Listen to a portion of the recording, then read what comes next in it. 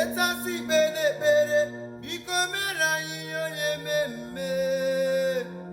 ihe atakịra gị na ntị ị ga-eme ya maka ịmara eme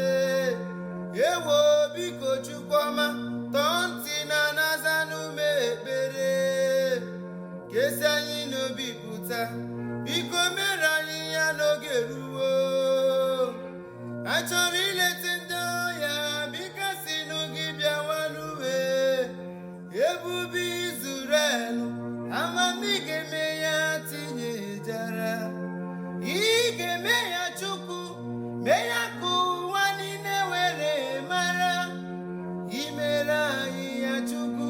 a ga-agụ ụwa niile kọpụta ya iwe wela gị etọbụla siri mejọ ilewe mmehie anya ka njọ onye ga-afọ n'uwe